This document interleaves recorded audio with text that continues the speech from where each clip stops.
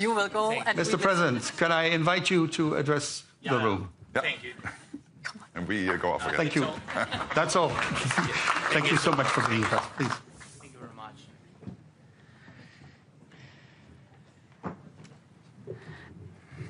Thank you so much. Thank you for invitation. Thank you again, Mark. Thank you, Ursula, Minister, and all the participants. And thanks to Netherlands for hosting us. Thank you so much. So, dear friends, thank you all of your attention to Ukraine and to our joint defense capabilities. The key word here is, I think, is joint. We all understand that the source of this war and the long-term threat to the European way of life is Russia. But in reality, we are not just facing Russia alone. We are facing a network of state and non-state actors that are serving the cause of aggression. This network includes Russia, North Korea, the current regime in Iran, Chinese companies, and many schemes across the world that help produce weapons and carry out operations against our country, our people, and our Europe. Only together can we counter this. And the best way to do it is to hit the core of this aggression hard and to break every link that connects Russia with its accomplices. That's why our priorities are clear: our joint defense production and real restrictions on cooperation with Russia through sanctions and other restrictive measures. Thank you to everyone who's helping us with this. Now, the key points for today about defense production. First, investment and technology. Our defense production potential has surpassed $35 billion. This includes nearly 1,000 types of products, from artillery and traditional armed vehicles to advanced drones of, by the way, of all types and missiles. But around 40% of this potential lacks proper funding. It's true. That's a problem. For example, we can produce over 8 million drones of different types each year, but the financing allows for far fewer. At the same time, Russia is using not only its oil revenues for defense, but also the resources of regimes like North Korea and Iran, and Russia's corrupt connections in other countries. So our united solidarity is the best answer to Russia's war network. And we are open to various forms of cooperation in the defense sector, including sharing our expertise and achievements with those who help the most. And we must lead in the drone race, both in strike drones and interceptors, and keep moving forward in producing traditional weapons, taking into account all the lessons learned in this long war. Please increase your investments in Ukraine in joint weapons production. And all the weapons we produce become part of a new, stronger European defense and security system. In this context, we welcome the European initiative, Security Action for Europe, which includes plans to provide up to 150 billion euro to develop the defense industry. And we call for this program to also be actively used as an extra source of support for our shared security. And it's important to keep in mind that Ukraine is an equal partner to this program, meaning that ensuring security is our common cause. Second, long-term resilience of our countries. There are no signs that Putin wants to stop this war. Russia rejects all peace proposals, including those from the United States of America. Putin only thinks about war. That's a fact. Maybe he connects his own political survival with his ability to keep killing. So long as he kills, he lives. And our intelligence confirmed this. Russia is even planning new military operations on NATO territory, meaning your countries, and this war is now on in Ukraine, and it's to get prepared, well, to be ready. No doubt we must stop Putin now and in Ukraine, but we have to understand that his objectives reach beyond Ukraine. European countries need to increase defense spending. We believe that 5% of GDP is the right level. A united Europe can create a defense capability that will destroy Russia's illusion that war with Europe could bring it anything. To kill that illusion faster, we must take away Russia's ability to continue this war against Ukraine with impunity. It's better to hold Russia back where it's already stuck.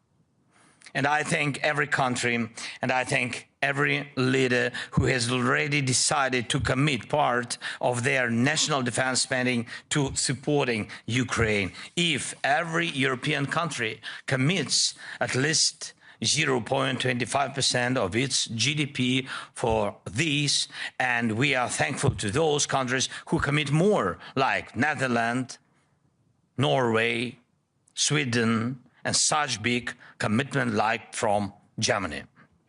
It's something quite reasonable. The chances for peace in Europe will grow. Third, please make sure your countries and your companies are not helping Russia or its bodies in any way. This is crucial, really. And there is no significant Russian weapon today that is produced without components, without equipment or materials from other countries, sadly, including some from Europe and NATO. Yes, of course. And this must stop. Such components can be found in every Russian missile, in most of their drones, and in military vehicles. And it's not just China. Also, Taiwan and some of these parts come from the European countries and from the United States, and every single component or machine tool delivered to Russia's defense sector helps prolong the war and is a crime against peace. Every scheme that helps them build Shahed drones or any other tools of killing is not just aiding a war against us, it's a threat to you and to the way of life that millions in our countries value deeply. Please, let's make sure that our defense potential and the potential of our partners works for our peace, not for Russia's madness. Thank you. Slava Ukraini. Thank you so much.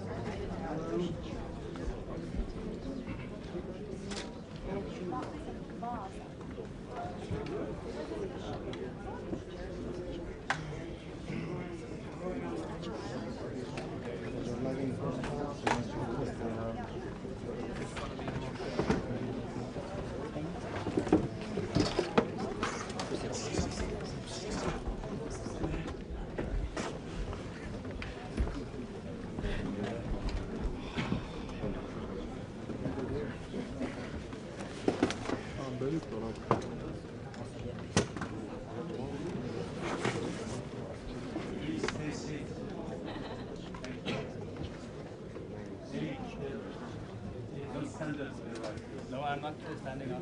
Just standing. Just stay down.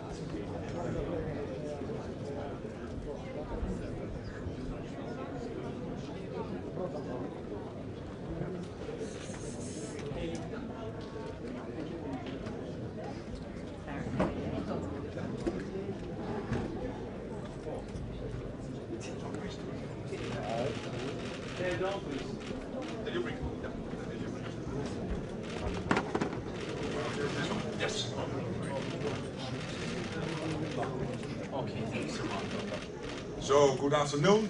It is so good to have this opportunity, Volodymyr, to sit down with the EU leadership and NATO to discuss with you.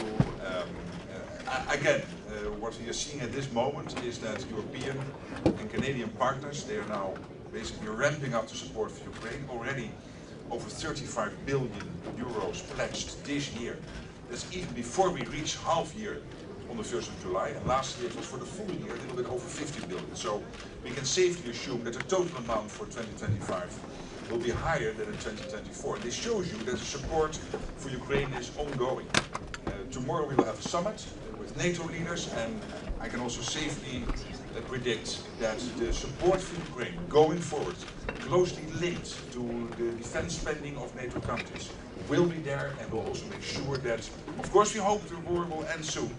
If it takes more time, that you have to support in terms of military capabilities, but also when the peace comes or a long-term ceasefire, that you are so strong that Vladimir Putin will never ever again try to capture 1 square mile/kilometer of Ukraine. And what we will today is coordinate closely between the EU and NATO to make sure that when it comes to all the practical support, we do the match.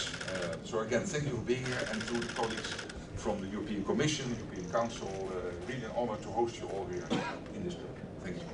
Thank you very much, dear Mark. Again, thank you for your invitation, your leadership, and constant involvement. Thank you very much, dear Ursula, dear Antonio. So, such a great opportunity to be in NATO summit in Netherlands, and for us, what is the most important, that the unity of NATO countries and all Europe and European Union, and you see this unity around Ukraine. I think this is the most important thing. After this is always the way to strengthen Ukraine, to give us strong support, to help our people and families who are abroad to live, and to have help to our Ukrainians who are in Ukraine. And big unity. Thanks for air defense, additional military packages, and thank you that you stay with us. Not just stay strong. Thank you. Well, thank you, Mark, for gathering us here today, Ursula and I, with Volodymyr. Russian invasion of Ukraine remains a major threat for global peace in the world, because this invasion is undermining the international rules-based order, because Russia is an intercontinental country threatening Europe, but also the Pacific region, and because Russia is acting in alliance with countries like North Korea or Iran. Secondly, a just and lasting peace in Ukraine is urgent. And I'm deeply disappointed that Russia is not engaging with the efforts for President Trump to achieve a just and lasting peace. While President Zeleński have already agreed on unconditional ceasefire, Russia not only doesn't agree, but even are increasing the intensity of their aggression to Ukraine. From our part, we will continue to give full support to Ukraine and to continue to put pressure on Russia through sanctions. And the 18th package of sanctions is underway. Finally, we are looking forward for our common future. As Ukraine, entire member of the European Union, I'm very happy with the recent assessment of the European Commission about your impressive work to deliver on reforms in such difficult situations, and for sure we are reached the conditions to move forward the ongoing negotiation process to accession to the European Union. Thank you, Anton. Thank you. Thank you. So I can add, my dear friend Volodymyr, you're here among friends. And we stand by Ukraine from the very first day on, and you can count on us also for the future. We have just discussed how important it is for Ukraine to invest in the extraordinary, agile and innovative Ukrainian defense industry. Therefore, we have designed a funding program of 150 billion euros, we call it SAFE, where member states, but also Ukraine and other partners, can take these loans to invest in the Ukraine defense industry, which has shown its ability to innovate, to produce fast and reliably at scale. We can learn a lot from you, what that is concerned, but in this way we can support you also for the survival of Ukraine. Secondly, of course, there's constant financial support to Ukraine because we know you're fighting a war that is also protecting our values and our principles. And thirdly, indeed, we have to put pressure on President Putin that he comes to the negotiation table and that he's engaging seriously in negotiations for a just and lasting peace.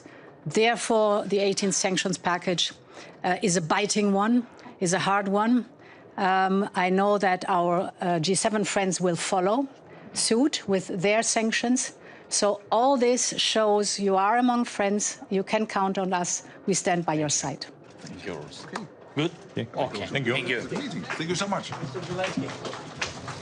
President Zelensky.